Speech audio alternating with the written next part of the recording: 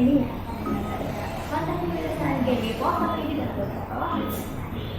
Oke, sebelumnya saya juga akan menjelaskan mengenai konsep kewirausahaan GDPO itu apa sih? Pasti teman-teman pada bertanya-tanya. Oke, saya jelaskan secara singkatnya saja. Jadi itu merupakan salah satu program kerja dari bidang kewirausahaan di Universitas Trisakti. Dengan temanya yaitu menemukan jiwa entrepreneur di masa kini. Jadi kita itu di sini tuh langsung mengundang para wirausaha yang sangat luar biasa dan bisa menginspirasi kita dalam melakukan karya-karya. Oke, buat sobat tim ini pastiin bahwa kalian harus menonton acara ini sampai selesai. Apa? Karena kita sudah menyiapkan kuis yang sangat luar biasa dan juga ada hadiah yang pastinya sangat menarik untuk bisa didapatkan kalau kita menonton. Oke, di masa pandemi ini kalau juga ada jauh ya kayak peran kita sebagai mahasiswa itu apa? Yaitu memberikan kontribusi yang sangat bagus dan juga memberikan karya-karya yang terbaik untuk masyarakat serta memberikan karya-karya yang sangat luar biasa dan jangan dijadikan bahwa pandemi ini sebagai halangan kita untuk terus maju. Oke, kita juga hari ini kedatangan tamu yang sangat spesial yaitu ada salah satu owner dari brand ternama di Tasikmalaya yaitu owner Homi, merupakan brand ataupun merek lokal dari basic Tasikmalaya yang sekarang juga sedang benar-benar digandrungi oleh teman-teman khususnya untuk anak-anak muda dan milenial. Oke, daripada kita penasaran, langsung aja kita tonton video berikut ini. Will always keep you safe.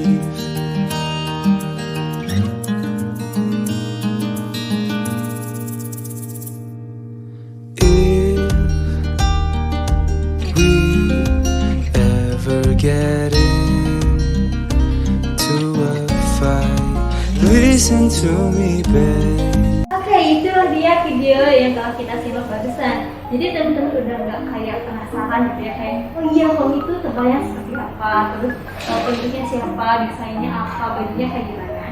Oke, yuk kita langsung aja kita panggil. Ini dia pemateri kita hari ini yaitu Karis Hilman, owner dari Homi dan juga merupakan sebagai mahasiswa Universitas Siliwangi. Kepada kalian ini persilahkan. Halo hari ini. Halo. Gimana kabarnya? Sehat? Alhamdulillah. Oke. Tadi sih mungkin bisa langsung sahabat teman-teman sekalian dapat mengenalkan dirinya. Oke, halo, perkenalkan teman-teman, nama saya Riki Lukman Hakim. Kegiatan saya sehari-hari sebagai mahasiswa di Universitas Siliwangi jurusan Ilmu Politik. Oke, itu Pak itu aja. Ya, itu aja. Bukan ada personal. Oke. Kita ucapin terima kasih banyak Pak Rizky udah mau datang dan menyempatkan waktu juga kita untuk berkontribusi ke acara podcast yang diberikan oleh ini. Oke, kita juga baru ketemu ya Kak. Kali saya kenalin sama aja ya Kak.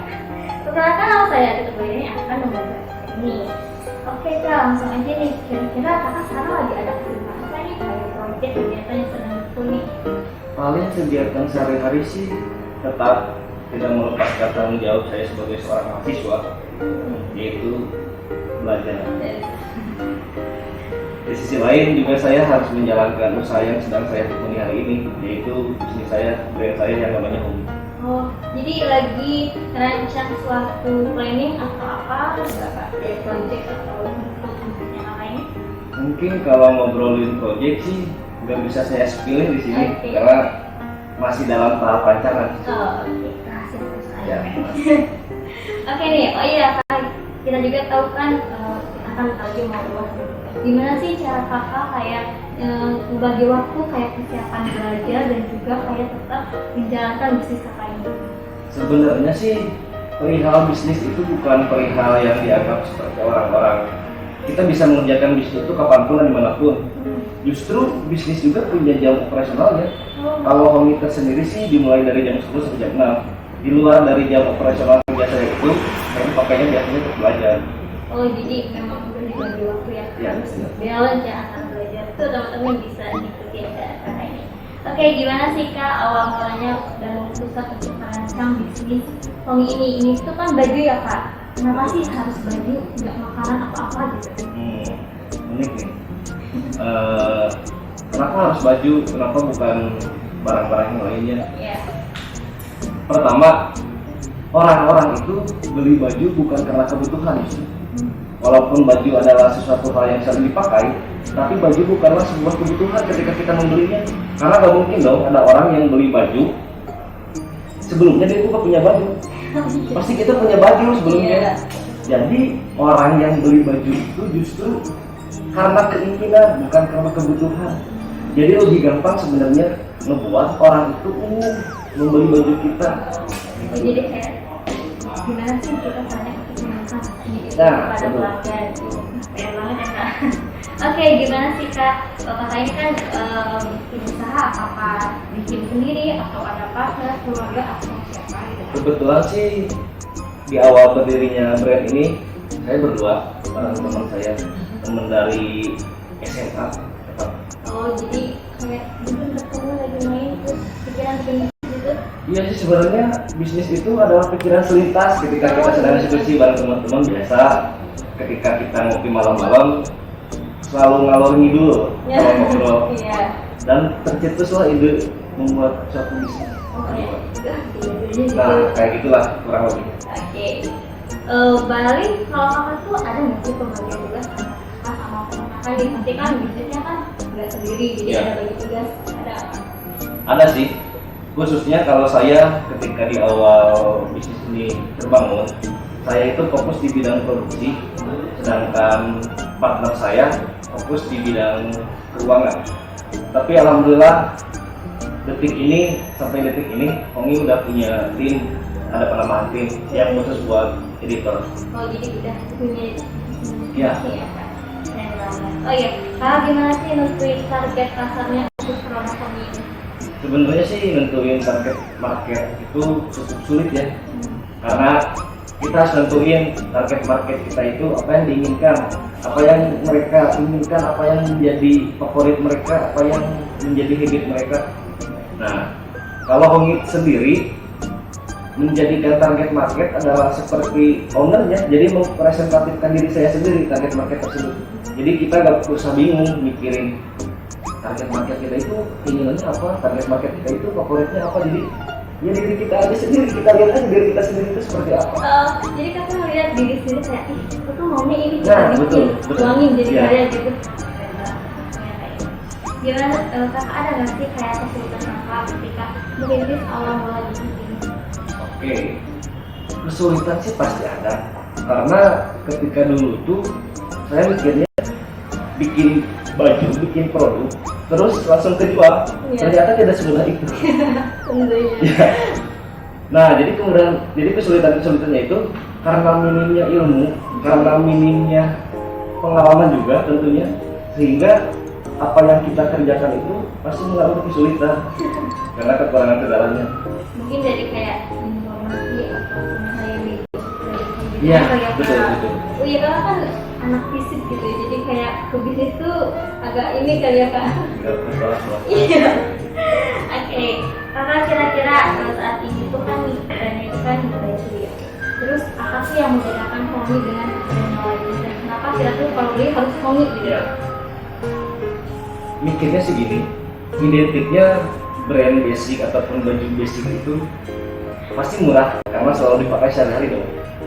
Nah, ketika harga itu murah, otomatis ada biaya produksi yang harus ditekan, yang harus diturunkan.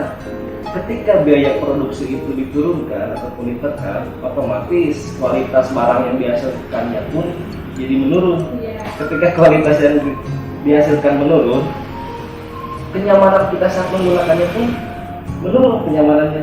Nah, Hongi itu hadir untuk memberikan experience yang berbeda ketika kita membeli baju basic khususnya. Kita itu merasa nyaman walaupun pakaiannya sehari-hari, walaupun pakaiannya basic, tapi kenyamanannya, kualitasnya kita pilih pertahankan. Oh, berarti kita dari keluarga kayak mengutamakan kenyamanan dan juga kualitas Betul. ya. Oke, Kak, gimana ada nggak sih cerita yang sangat-sangat menarik gitu ketika kakak jualan pada pelanggan gitu? Sempet ada sih konsumen saya yang komplain. Dia itu kalau nggak salah dulu beli bajunya yang oversize. Iya. Karena waktu dulu itu oversize itu belum se-booming sekarang. Pemahaman masyarakat mengenai baju yang oversize itu masih berpikiran oversize itu adalah baju yang kebesaran, yang kelonggaran. Iya. Nah, konsumen saya protes, komplain.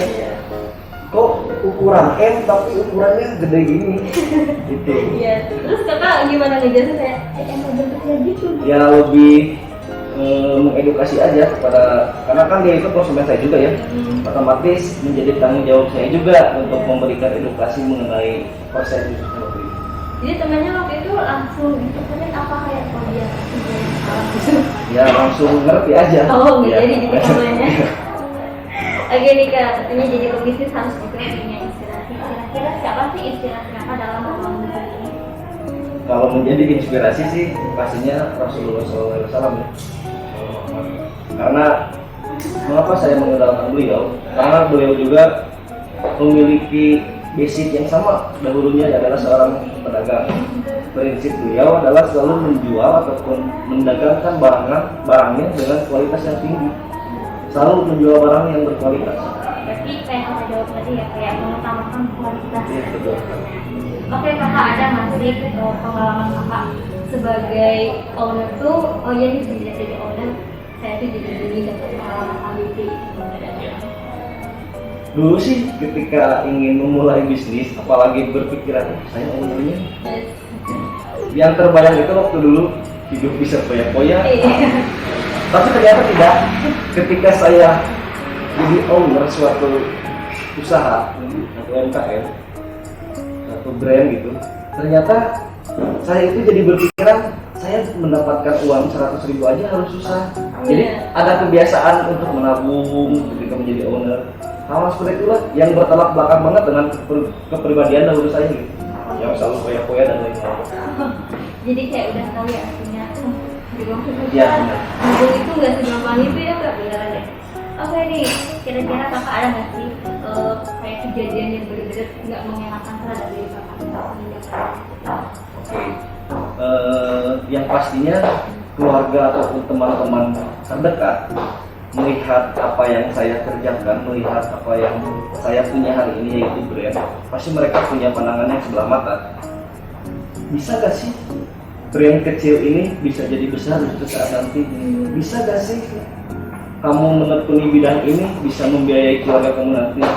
Karena kan kalau di usia saya ya waktu dulu kan cita-cita anak-anak itu pengen jadi dokter, pengen jadi pilot, pengen jadi apapun lah.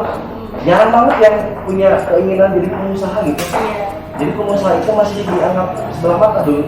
Oh jadi kayak diragui nih kayak kakak bisa nggak? Enggak, iya gitu.